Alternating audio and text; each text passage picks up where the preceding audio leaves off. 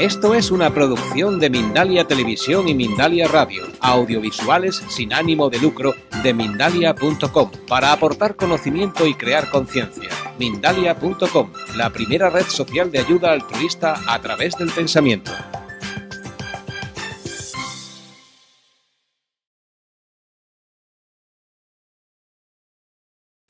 Bueno, comer para ser mejores, ¿eh? Este es el título de mi último libro. Yo hace unos 11 o 12 años que me dedico al tema de la alimentación natural y alimentación saludable.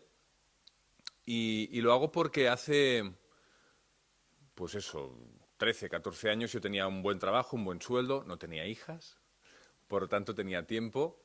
Y me pasaba las horas con mis amigos, comiendo en buenos restaurantes y cenando y comiendo, y era feliz, o creía que era feliz. Lo que pasa es que confundía la felicidad con unos pequeños momentos de felicidad que tienen más que ver con los sentidos y con la gastronomía que con la felicidad real, ¿no? Y al cabo de un tiempo de ir cada día cenando y comiendo y gastándome todo el dinero que tenía en eso, pues empecé a sentirme mal. Sin energía, básicamente. Sin energía mental, no sin energía física, pero las cosas me costaban. Entonces, le hice una entrevista a un médico que se llama Jorge Pérez Calvo Soler, que es una de las personas que yo creo que sabe más de nutrición en nuestro país. Y la verdad es que me cambió la vida radicalmente.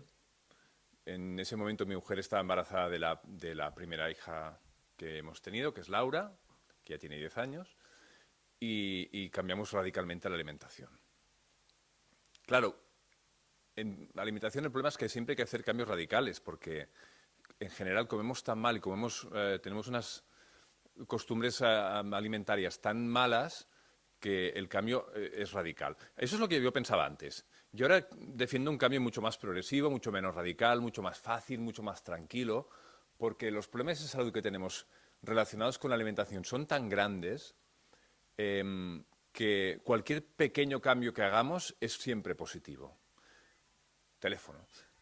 Uno de los principales problemas que tenemos precisamente con toda la sobredosis de información que hay sobre nutrición es que llega un momento que nos colapsamos. Llega un momento que hay tanta información contradictoria sobre tantos temas, que llega un momento en el que decimos, mira, ¿sabes qué? Paso porque esto de los hidratos de carbono, de las proteínas, de las vitaminas, de los enzimas, todo eso se me hace muy complicado. Y vuelvo a los hábitos de siempre, ¿vale? Por lo tanto, yo ahora creo que es mucho más importante hacer pequeños cambios que se mantengan en el tiempo, que se hagan sólidos y a partir de ahí construir una dieta nueva, una dieta diferente de la que tenemos hoy en día. ¿Cómo tiene que ser esa dieta? Pues la verdad es que no es tan complicado como puede parecer. Yo, al final, después de tantos años dedicándome al tema de la alimentación y de la nutrición, creo que hoy os voy a explicar un poco la sopa de ajo, literalmente y metafóricamente, porque al final tampoco es tan complicado. Se trata de volver a recuperar una relación natural con los alimentos que tenemos, ¿vale? Luego entraremos más en profundidad en este sentido. Esta es una página web que yo fundé hace 3 años y que dirigí durante un tiempo. Y ahora no estoy relacionado con ella, pero me parece interesante porque la tenéis en catalán y en castellano, ¿eh? En catalán es el quemenges.cat y en castellano es soycomocomo.es. Y yo creo que es una muy buena herramienta para empezar a hacer pequeños cambios en la alimentación, porque hay artículos de fondo, hay recetas, hay aspectos relacionados con los niños, con el embarazo, bueno, con muchos aspectos que tienen que ver con el tema de la alimentación, entrevistas con especialistas, restaurantes, es decir, es un poco un cajón desastre de todo aquello que nos puede interesar relacionado con la nutrición y está muy bien. Siempre que hablo con gente sobre cambios en la alimentación, todo el mundo de entrada se resiste mucho. Todos nos resistimos mucho a los cambios siempre. Es normal, es humano resistirse a los cambios, porque sobre todo con el tema de la alimentación. La alimentación no solo es nutrición. Si fuera solo nutrición sería muy aburrida, ¿no? Comer los alimentos en función de los nutrientes que tienen solo, ¿no? Tendríamos una relación muy fría y muy distante con aquello que comemos, ¿no? También nos gusta sentir placer cuando comemos, también nos gusta compartir las cosas que comemos, también hay aspectos de gastronomía, de cultura, hay muchos aspectos que tienen que ver con la alimentación que hacen que siempre nos resistamos a los cambios, muchos tópicos también, ¿no? Y todo eso hace que sea muy difícil cambiar en el tema de la alimentación, ¿vale? Entonces, si os fijáis, no sé, hay muchos alimentos que sabemos que son malos, pero que nos traen emociones positivas o pensamientos positivos que hacen que nos resistamos muchos a dejarlos, ¿no? Nos pasa con la leche, por ejemplo. Nos puede pasar con alimentos en concreto o nos puede pasar con platos en concreto. Por ejemplo, los canalones que nos hacía nuestra abuela cuando éramos pequeñitos, por ejemplo, esas galletas con chocolate que nos daba, ¿no? Como tenemos una vinculación sentimental, emocional con todo eso, nos resulta muy difícil cambiarlo. Yo lo explico un poco como con el efecto Ratatouille, ¿vale? No sé si habéis visto la película, este señor es un crítico muy... Iba a decir un taco, pero están mis hijas. Es un crítico muy despiadado, muy duro, y un día en el restaurante se toma una ratatouille y de repente se va a su infancia, ¿eh? Se acuerda perfectamente de esa ratatouille que hacía su madre cuando era pequeñito, cuando él volvía de la escuela porque los niños lo maltrataban, y de repente se sentía relajado y tranquilo comiendo esa ratatouille que había preparado su madre, ¿vale? Por eso nos resistimos tanto a hacer cambios en la alimentación, porque la alimentación es muchas cosas, ¿vale? Entonces se trata de que tendamos hacia una alimentación mejor, pero no podemos pretender tener una alimentación perfecta, porque nada en la vida es perfecto, porque no hay modelos que sirvan para todos igual, sobre todo en la alimentación, porque tenemos metabolismos diferentes, personalidades diferentes. Gracias. Porque no es para mí, pero es igual. Porque todos somos distintos y los alimentos nos afectan de maneras distintas, en momentos distintos. No es lo mismo cómo nos afecta un alimento cuando estamos embarazadas que cuando estamos felices, ¿vale? Todo eso hay que tenerlo mucho en cuenta. Por lo tanto, eso nos lleva al final a decir una cosa que a mí me gusta mucho, de la que hablo mucho en el libro, que es el tema de las excepciones. Si pretendemos tener una dieta perfecta, las 24 horas del día, los 7 días de la semana, al final nos vamos a agobiar y vamos a volver a los malos hábitos. Se trata de invertir la relación que hay ahora en la alimentación. La dieta occidental está basada hoy en día en las excepciones. ¿Qué son las excepciones? Pues prácticamente todo lo que comemos.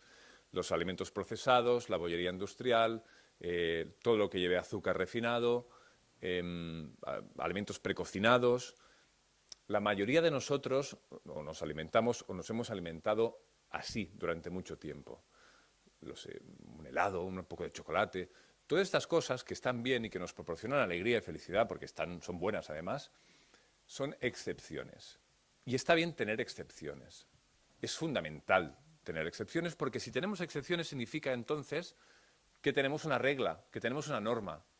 Si todos son excepciones, al final tenemos una dieta alimentaria que es muy desordenada y que nos lleva después a toda la serie de problemas que existen relacionados con la alimentación hoy en día, que son obesidad, mala circulación, problemas con los huesos, problemas de arteriosclerosis, por supuesto obesidad, falta de concentración en los estudios, falta de concentración en el trabajo, mal humor. Es que la verdad es que la alimentación tiene repercusión en todo el ámbito de la persona, no solo en enfermedades puntuales, ¿no? La mayoría de nosotros cambiamos la alimentación cuando vamos al médico, cuando tenemos 60 años, y nos dice que tenemos que eliminar la sal o que tenemos que dejar de comer no sé qué, y entonces es cuando cambiamos, ¿no? Se trata de evitar llegar hasta ese punto. A mí me gusta mucho hablar de la salud como una cosa que tiene que ver con 3 elementos básicos. Estamos hablando de lo que tenemos que comer ahora, ¿vale? Por un lado, lo más importante es la calidad de lo que comemos. Luego entraré más en detalle. Por otro, la elaboración, cómo cocinamos, qué hacemos con eso que hemos comprado que tiene calidad. Y por otra parte, cuáles son nuestros hábitos a la hora de comer, ¿vale? Todos estos elementos forman el triángulo y el elemento central nos va a llevar finalmente a la salud, ¿vale? A la salud entendida también no como un objetivo, sino como un camino hacia el que vamos, donde nunca vamos a llegar, pero que es muy importante tener en claro que que la salud perfecta no existe tampoco, que todos vamos a tener siempre algún achaque, algún problemilla, alguna cosa, pero que al final, voy a cerrar así, al final la salud no es un objetivo, la salud es una dirección. O vas en esa dirección o no vas, es así de claro, ¿vale? Entonces eso nos permite de nuevo tener excepciones otra vez. Hay un periodista americano que a mí me gusta mucho que se llama Michael Pollan, que es especialista en alimentación y en nutrición, que resume qué es lo que tenemos que comer y ahora vamos con la calidad de lo que tenemos que comer. Se van a hacer yoga mis hijas. Conta-contas? Oh, carai, mira, tornaran flexibles. Molt bé. Hablamos de la calidad de la comida, ¿vale? La gran pregunta, ¿qué es lo que tenemos que comer? Es muy simple. Michael Pollan lo dice así, come comida, ¿vale? Sobre todo verduras, alimentos vegetales, ¿vale? Y no comas demasiado. Esto es el resumen básico sobre que... De verdad es que escuchando esto ya prácticamente os podéis ir directamente, ¿eh? Si tenéis esto claro, come comida, sobre todo verduras, y no comas mucho, y es que ya os podéis ir de verdad. Pero claro, si vamos a profundizar esto, ¿qué significa? ¿Qué es comida? Pues la comida son todos los alimentos que nos proporciona la naturaleza, ¿vale? Aquí hay cierto debate sobre qué es natural y qué no es natural, sobre, bueno, hay cosas en la naturaleza que son buenas y otras que no lo son tanto, pero en general podemos decir que todo lo que proviene de la naturaleza y que sea bueno para nosotros, ¿vale? Nos vamos a comer unas bayas venenosas que son de la naturaleza también, pero entendernos, ¿no? Todo lo que proviene de la naturaleza, animales, plantas, etcétera, es comida, ¿vale? No, yo no como carne, pero yo no como, sí, no, pero yo entiendo lo que estás diciendo, pero yo estoy hablando ya de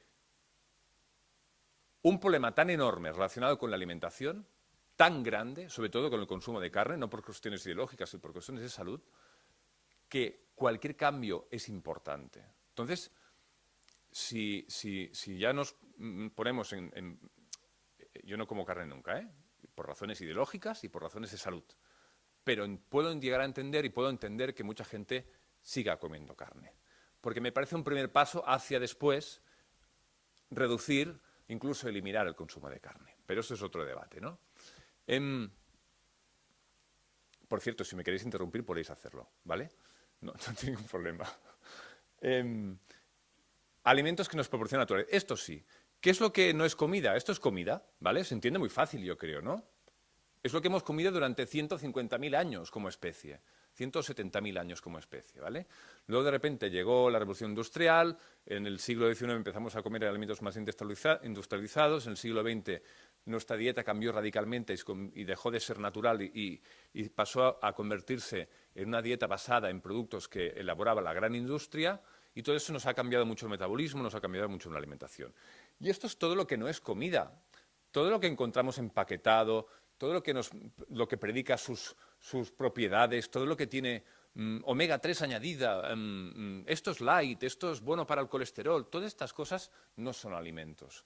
Son productos que quizás sean comestibles, no lo tengo muy claro, pero son productos comestibles como mínimo, que suplen la comida natural, pero que no nos nutren, que no nos alimentan.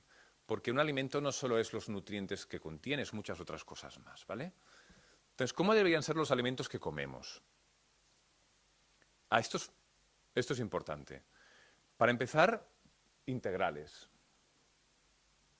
Integral significa que el alimento está únicamente se adapta para que nosotros lo podamos consumir, ¿vale? El arroz integral, mejor el arroz integral que no el blanco, por ejemplo, ¿vale? Los alimentos refinados tienen menos nutrientes, tienen menos vitaminas, tienen menos minerales, ya no tienen enzimas, ¿vale? Integrales. El integral siempre es asociado con la dieta para adelgazar. Desconozco la razón. En cualquier caso, los alimentos integrales ni adelgazan ni engordan. En función de cómo sea cada persona, cumplen una función u otra, ¿vale? En la medida de lo posible, ecológicos siempre.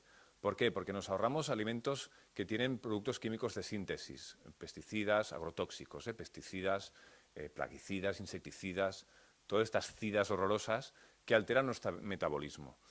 De proximidad, esto sirve sobre todo para fomentar la economía local, pero también porque los alimentos que vienen de cercanos, bueno, toda la idea del slow food y del kilómetro cero es esta, ¿no?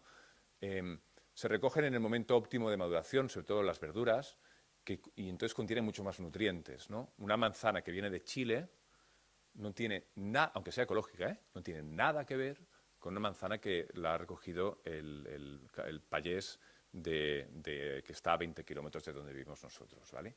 No tiene absolutamente nada que ver. Es que, de hecho, yo creo que prácticamente son alimentos distintos. Aunque sea una manzana, igual, no tienen nada que ver, ¿vale? ¿Por qué? Porque la fruta, la verdura madura con el sol y si se tiene que desplazar 5.000 kilómetros, se tiene que recoger mucho antes de que madure, se madura en cámara y todo esto hace que al final, pues prácticamente apenas tenga nutrientes, ¿no? Y por último de temporada. Bueno, por último no, por penúltimo de temporada. Es importante que los alimentos sean de temporada, ¿por qué? Porque los alimentos se encuentran en la naturaleza por una serie de razones determinadas. Es decir, en verano tenemos una serie de frutas que no tenemos en invierno, porque en verano tenemos una serie de necesidades energéticas y vitales, y esas necesidades se satisfacen a través de la alimentación, ¿vale? Por lo tanto, es importante que también que sean de temporada y, por último, variados al máximo, ¿vale? Es decir, por muy sanas que sean las zanahorias, no vamos a comer zanahorias cada día. Por muy sana que sea una ciruela, no vamos a comer ciruelas cada día. Que esa es una tendencia una tendencia muy clara en Occidente. Cuando una cosa es buena, nos la comemos a carretadas, ¿vale? Ahora se ha puesto de moda el resveratrol. Mañana se pondrá de moda las bayas de goji también se pusieron de moda. De repente solo nos alimentábamos de eso. La variedad es fundamental en la alimentación, ¿vale? Fijaros en, esto es una manzana, ¿vale? Cuando hablo de alimentos integrales, eso es a lo que me refiero. Esto es un alimento integral, ¿vale? Tal como se cae del árbol, nos llega al plato prácticamente. No hay ningún proceso, ¿vale? Está hecho de muchos nutrientes. Cada nutriente cumple una función en nuestro organismo, ¿vale? Por ejemplo, tiene pectina. La pectina es una fibra que nos ayuda a eliminar residuos que puedan quedar en los intestinos, por ejemplo. Nos ayuda a eliminar metales pesados que pueda haber en el organismo, como mercurio, como otras sustancias. Bueno, cumple muchas funciones, ¿vale? La vitamina C, por ejemplo, es un antioxidante que nos ayuda a combatir el envejecimiento de las células, por ejemplo. Bueno, tiene muchas funciones también, ¿no? Betacaroteno. El betacaroteno también es una sustancia que es prácticamente común a todas las verduras y casi todas las frutas, que también cumple muchas funciones. Se convierte en vitamina A una vez está en el cuerpo, nos protege la piel, protege el pelo, las uñas, mejora la vista, ¿vale?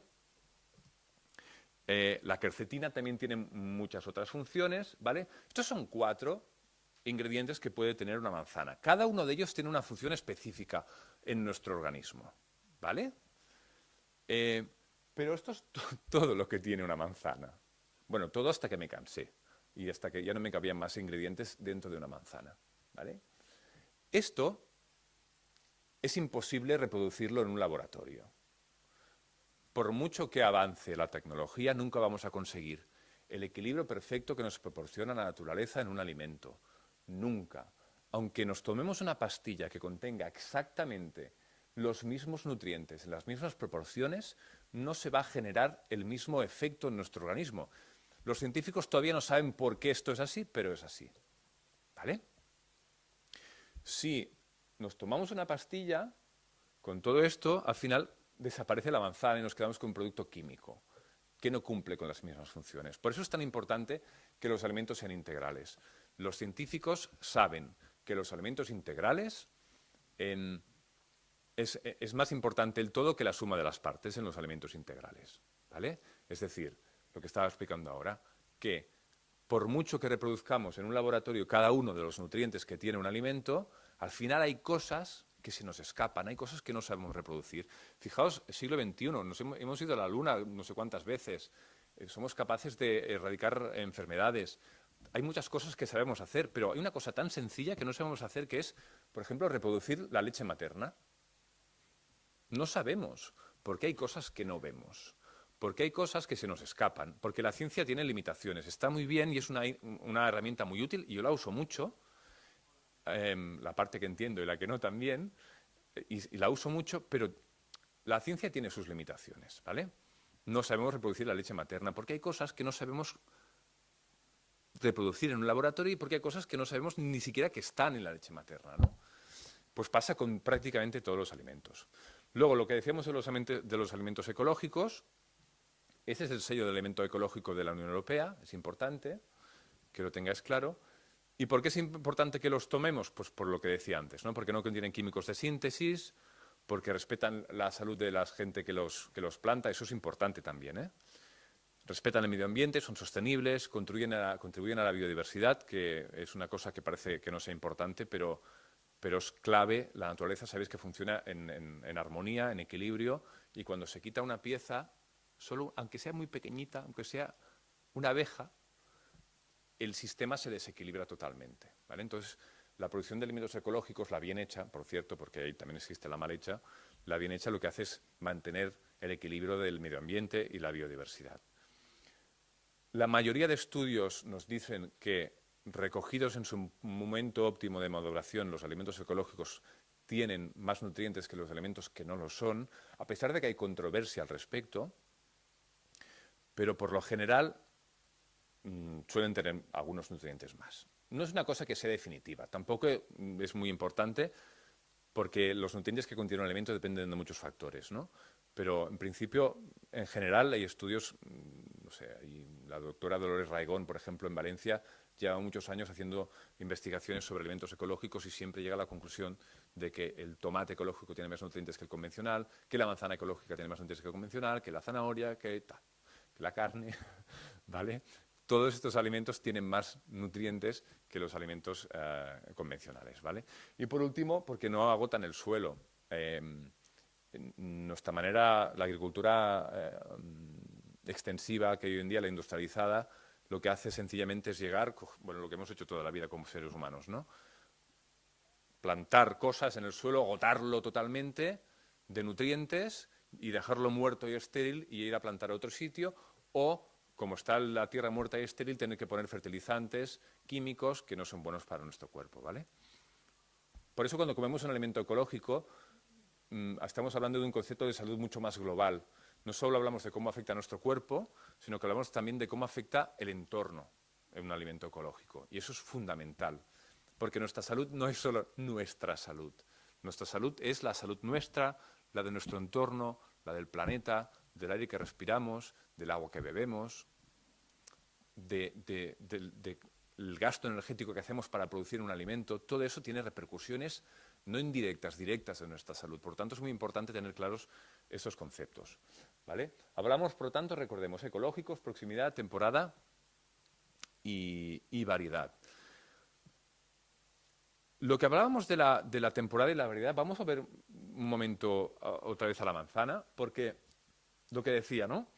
Porque es importante comer alimentos de proximidad y de temporada, sobre todo. Yo decía antes que no es una coincidencia que en verano haya una serie de alimentos, que existan una serie de alimentos que no se encuentran en invierno, o en primavera o en otoño.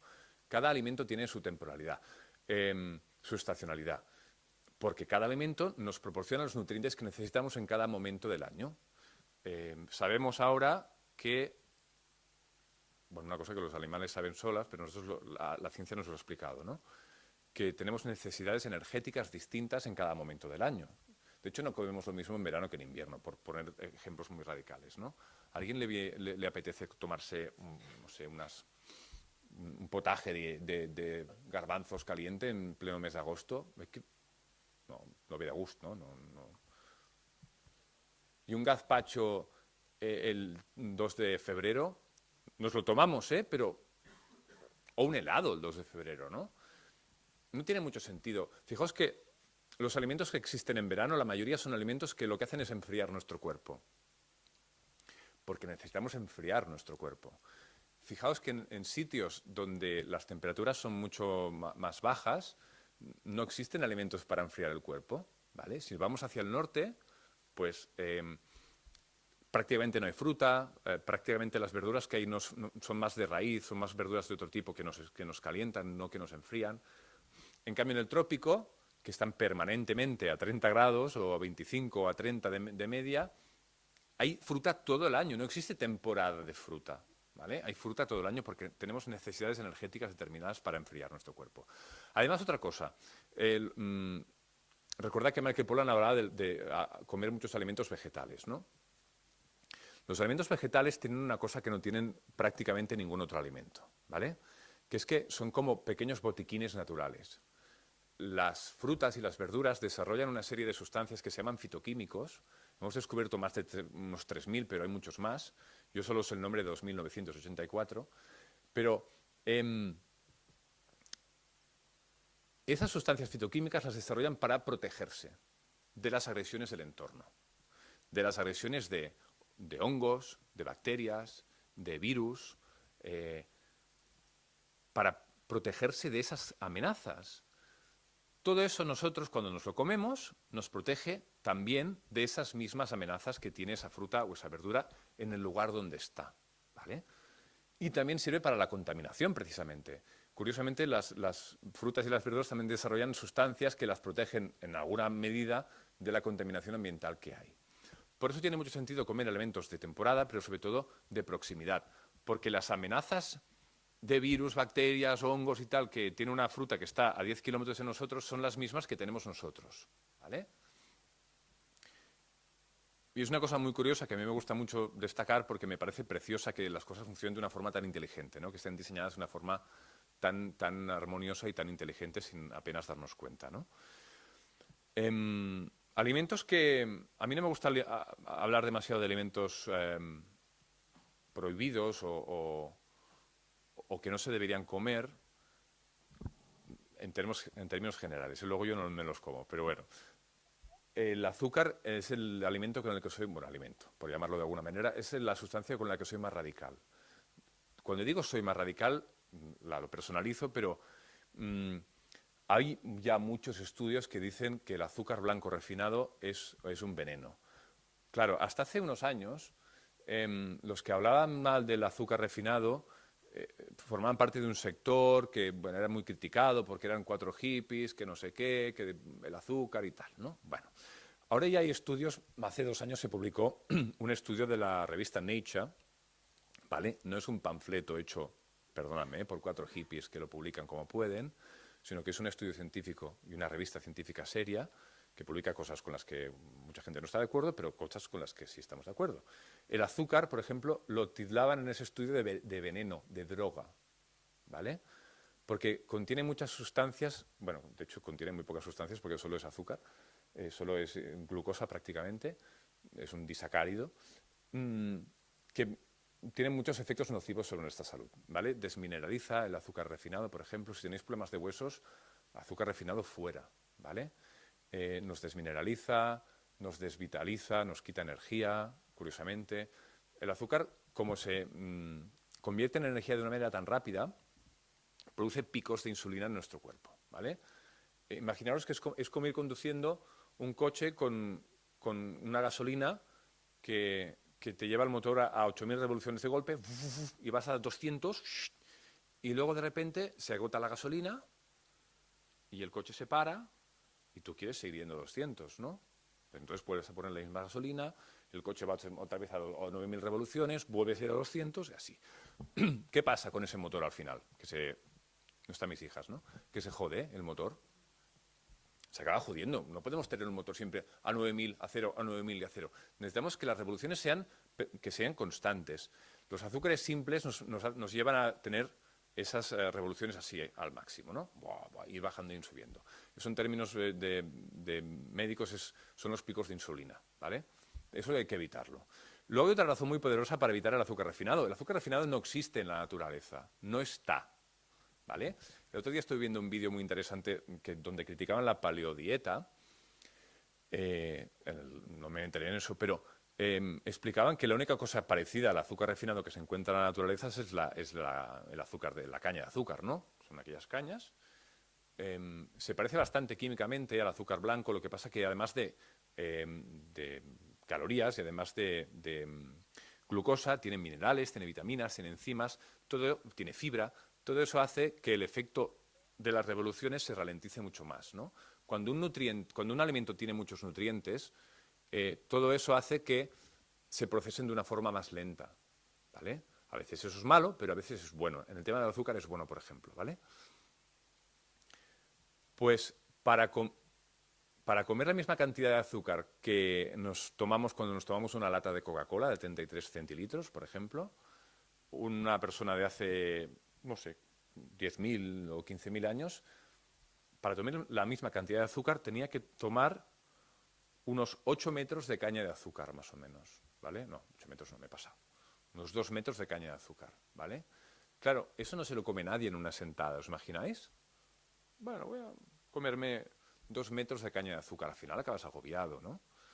Pues eso es lo que nos tomamos sencillamente haciendo este gesto. Nuestro cuerpo no está preparado para eso, no está diseñado para procesar tanto azúcar de golpe, ¿vale? Otro alimento polémico es la leche. Otro alimento polémico es la leche. Nos han vendido que es un alimento perfecto y equilibrado y que tiene todos los nutrientes. Es verdad que tiene la mayoría de nutrientes que necesitamos, pero también tiene muchos problemas la leche. Insisto, yo soy radical con el azúcar y intento no tomar azúcar refinado nunca, pero, insisto, también hago excepciones porque me parecen importantes, ¿vale? Pero lo que como cada día, lo que comemos cada día no debería llevar azúcar refinado nunca, ¿no? Con el tema de la leche no soy tan radical, también depende de las necesidades que tenga cada uno. La gente que vive en el norte quizás debería tomar leche porque no tienen vitamina D, por ejemplo, porque no hay tantas horas de sol a lo largo del día, etcétera, pero en general nosotros no la necesitamos para nada. Claro, nos han vendido que la leche es el único elemento que contiene calcio que es útil para nosotros, ¿no? Calcio que es asimilable para nosotros. Los alimentos vegetales contienen calcio que es mucho más fácil de asimilar porque está asociado con magnesio. La leche no tiene magnesio y los minerales funcionan en sinergia unos con otros. De hecho, todos los nutrientes funcionan en sinergia, los minerales también. Y para absorber bien el calcio que tiene un alimento, necesitamos, las cosas que necesitamos es el magnesio, en una proporción determinada, ¿vale? Entonces, si comemos alimentos que tienen mucho calcio pero no tienen magnesio y no tenemos magnesio en nuestra dieta, ese calcio o se elimina a través de la orina o se acumula en nuestros tejidos, en tejidos blandos y en otros sitios, ¿vale? Y al final se llega a la gran paradoja de que las culturas donde se consume más leche en el mundo son las que tienen índices de osteoporosis más elevadas, por ejemplo, Estados Unidos, ¿no? Estados Unidos toman una cantidad de leche desorbitada comparada con nosotros y en cambio tienen unos niveles de osteoporosis altísimos. Debería ser al revés, ¿no? En otros países donde no hay costumbre de comer leche, de tomar leche, por ejemplo en Japón, pues la osteoporosis es prácticamente un accidente, ¿no? Casi no existe osteoporosis, ¿no? Otro tema polémico precisamente es el tema de la carne, ¿vale? En términos nutricionales, no necesitamos carne, insisto. Podéis seguir comiéndola si queréis comer carne o si hay razones ideológicas por las cuales no queréis comer carne, que a mí me parecen muy potentes, pero eso ya tiene que ver con cada uno. Pero en general, los nutricionistas, la mayoría, incluso ahora los más ortodoxos, recomiendan que solo tomemos carne roja 3 o 4 veces al mes, ¿vale? Este es un consumo racional de carne roja desde el punto de vista de la nutrición solo, ¿eh? Pero luego, si os fijáis, para generar 100 gramos de carne necesitamos 7.000 litros de agua. O sea que es un alimento que no es demasiado sostenible para el planeta. Imaginaos 7.000 millones de personas comiendo carne. La cantidad de agua que gastamos solo para generar 100 gramos de carne, por ejemplo, ¿no? Luego, también tiene mucho que ver con las emisiones de CO2 que enviamos a la atmósfera, ¿no? Todos los animales que tenemos estabulados y que están esperando convertirse en alimento para las personas que comen carne, son unos de los principales responsables de las emisiones de CO2, más prácticamente que la industria, ¿vale? Todas esas vacas, todos esos rumiantes generan mucho CO2 que contamina la atmósfera, ¿vale? Entonces, de nuevo, 7.000 millones de personas necesitan mucha carne estabulada, muchos animales por ahí dando vueltas que generan mucho CO2, ¿no? Y luego, que tampoco es un alimento sostenible desde el punto de vista de que para generar 1 kilo de carne necesitamos 16 kilos de proteína vegetal, ¿vale? Pues porque no nos comemos directamente la proteína vegetal, ¿no? En vez de gastárnosla en alimentar animales que luego nos van a proporcionar proteína, sí, pero en menor cantidad. No tiene mucho sentido, sobre todo tal como están las cosas hoy en día. Para conseguir la misma proteína de la carne es muy fácil, porque siempre es el principal problema, ¿no? ¿De dónde saco la proteína, no? Pues la podemos sacar de la combinación de cereal integral, arroz, trigo sarraceno, mijo, avena, cebada, lo que sea. Un cereal integral, 3 partes de cereal integral por 1 parte de legumbre. Esta combinación tan fácil de hacer proporciona la misma proteína de la misma calidad biológica que la carne, por ejemplo, ¿vale? Si a eso le añadimos alguna semilla, por ejemplo, en este caso es sésamo, lo habéis reconocido todos que es sésamo, ¿verdad? Por la fotografía. Si mezclamos un cereal integral con las legumbres y con una semilla, sea sésamo, sea calabaza, sea lo que sea, pipa de calabaza, incluso tenemos más calidad proteínica que un bistec, por ejemplo, ¿vale? Esto nos pasa mucho con los niños, ¿no? En Occidente también estamos muy obsesionados con el consumo de proteína y es el consumo que deberíamos moderar más porque estamos sobreproteinados. La proteína en la alimentación debería ser solo entre el 10 y el 12% de nuestra alimentación, ¿vale?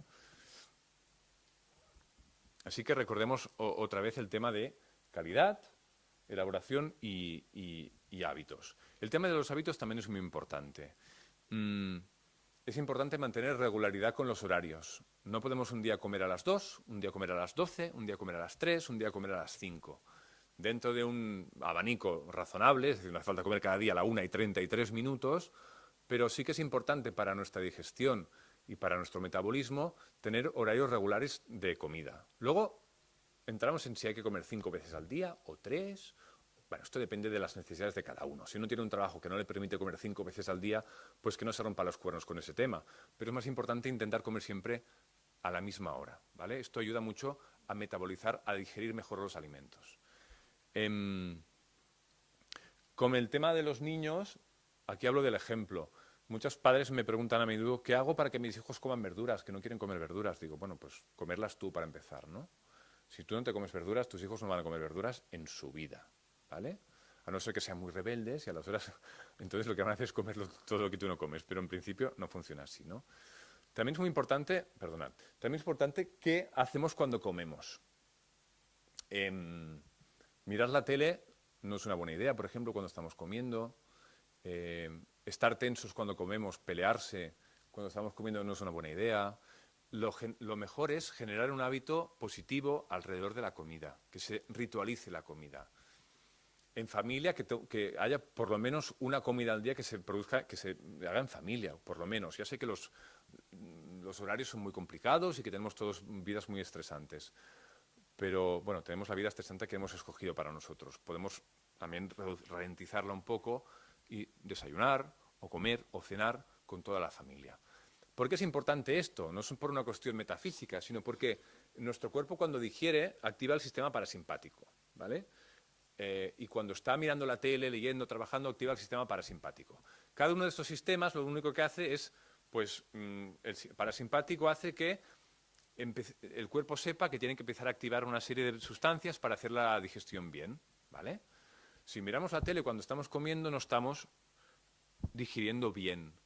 Y en la alimentación es muy importante no solo lo que comemos, sino cómo lo digerimos y cómo lo asimilamos, ¿vale? Si no digerimos bien un alimento, al final no lo vamos a asimilar bien y no nos va a producir todos los beneficios que puede producir ese alimento, ¿vale? Por lo tanto, también es importante este sentido. El cómo lo hacemos es un poco lo mismo, comer con lentitud, no rápido, relajadamente. Y por último, el desayuno, que es seguramente la comida más importante del día. Es la comida que va a determinar el consumo energético que vamos a tener a lo largo del día, ¿vale? Hay algunos estudios que me gusta mucho citar.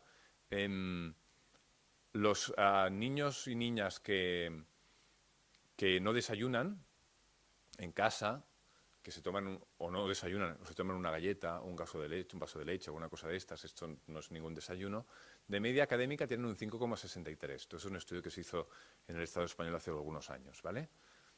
En cambio, los que sí desayunan, de media tienen 2 puntos más, un 7,73. Esto no tiene que ver solo con la alimentación, porque los padres que se preocupan de que sus hijos desayunen bien, también se preocupan de que estudien, de que se organicen, etc., ¿vale? No lo podemos atribuir solo a la alimentación, pero la alimentación es muy importante.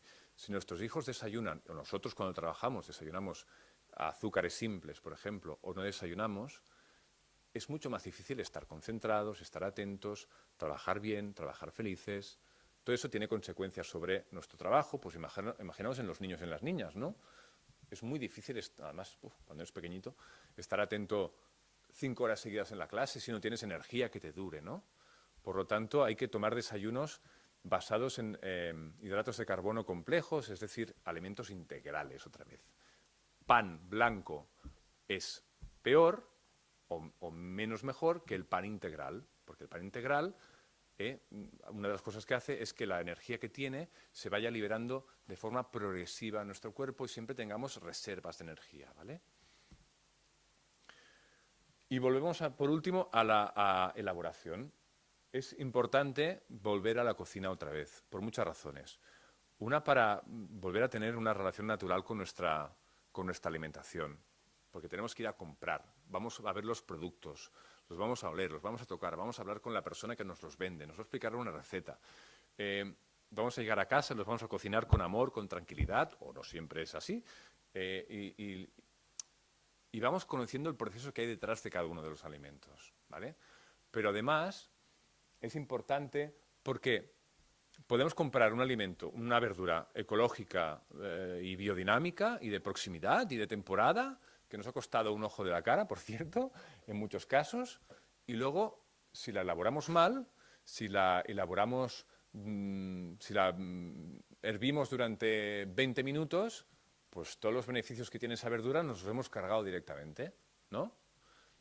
¿Cómo sé yo que esa verdura que me voy a comer está bien hervida, en el punto justo donde hay un equilibrio entre los nutrientes y que sea lo suficientemente fácil de digerir? Pues lo sé haciéndolo yo, es la única manera, ¿no? Por eso es importante cocinar, volver a tener esa relación con la comida de nuevo, integrar a nuestros hijos en el proceso, que sepan es una cosa que se ha perdido mucho, ¿no? Antes se transmitía madre-hija, y ahora ya ni siquiera así, ¿no? Ahora ya casi ninguno de nosotros sabe cocinar o cocinamos solo 4 cosas determinadas. Hay que atreverse y meterse en la cocina otra vez y tal, ¿no?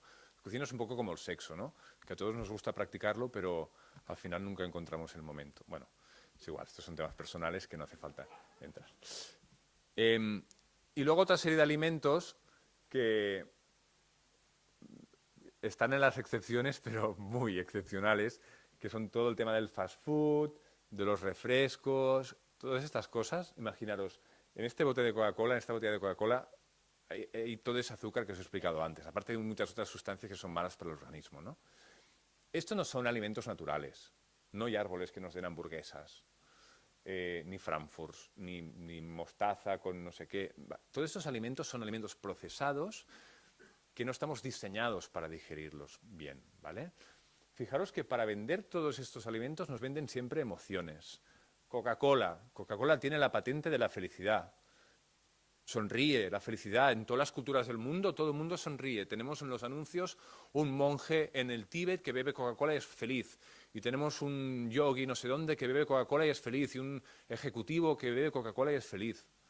¿Habéis visto algún anuncio de manzanas alguna vez? ¿De zanahorias? ¿Verdad que no? Cuando nos quieren vender algo, la ceja para arriba y con cuidado, ¿no?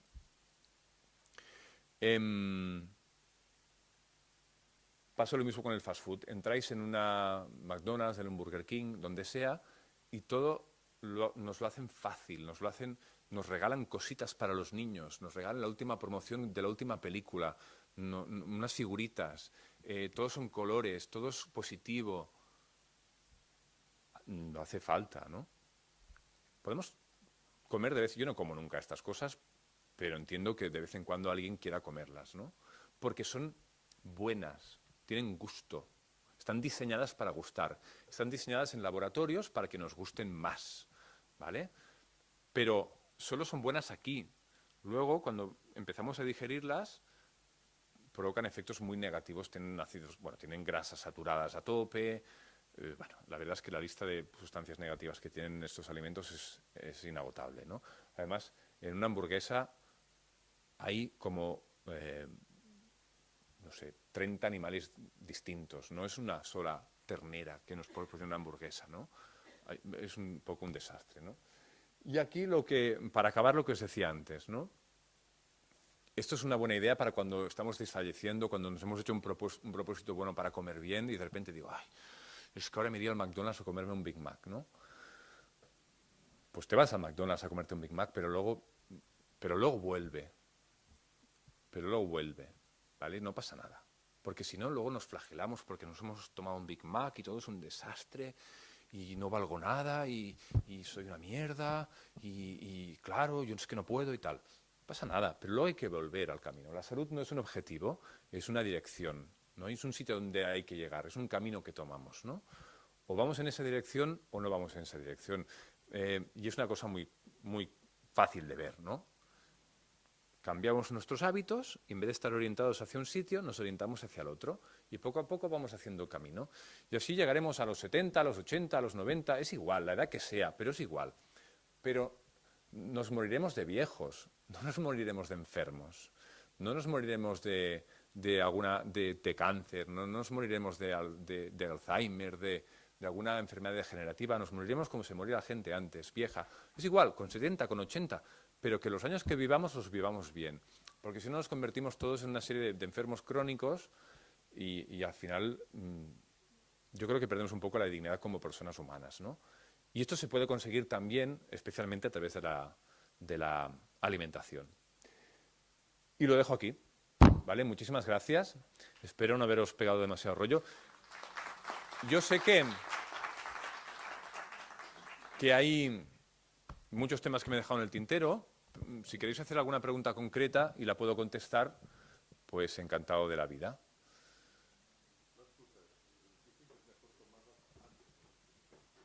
La fruta, preguntan por aquí, si dicen que es mejor tomarlas antes de las comidas. Sí, las frutas contienen azúcares simples, tienen fructosa, por ejemplo, pero tienen fibra y tienen vitaminas y minerales, por tanto es un buen alimento, pero cuando las comemos después de la comida, como postres, por un proceso metabólico, el cuerpo les da preferencia a la hora de digerirlas, porque son más fáciles de digerir, ¿no? Y eso entorpece la digestión del resto de alimentos que estamos tomando. Además, según la nutrición energética y según los principios de la medicina china, por ejemplo, enfrían, porque como hemos dicho antes, la fruta sirve para enfriarnos, ¿no? Enfrían nuestro proceso digestivo y hacen que no digeramos tan bien las cosas.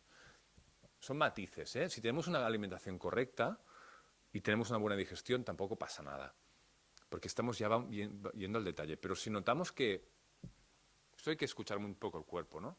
Si notamos que después de comer nos tomamos fruta y pues vamos a probar qué pasa si no tomamos fruta un día y a ver si digerimos un poco mejor los alimentos, ¿no? La excepción es, podemos tomar fruta después de comer si hemos comido pescado o carne, porque también equilibra un poco el tema, bueno, esto ya es temas de yin y de yang, pero equilibra un poco desde el punto de vista energético. Pero en principio sí, lo mejor es comer la fruta sola, fuera de las comidas habituales, por ejemplo. Y la fruta mejor ecológica y naturalmente con piel. La mayoría de nutrientes que contiene la fruta, las que se pueden comer con piel naturalmente, la naranja no la coméis con piel, pero la mayoría de nutrientes de la fruta, una parte importante, se encuentran en la piel. La pectina, todos los fitoquímicos, las vitaminas, la mayoría se encuentran en la piel.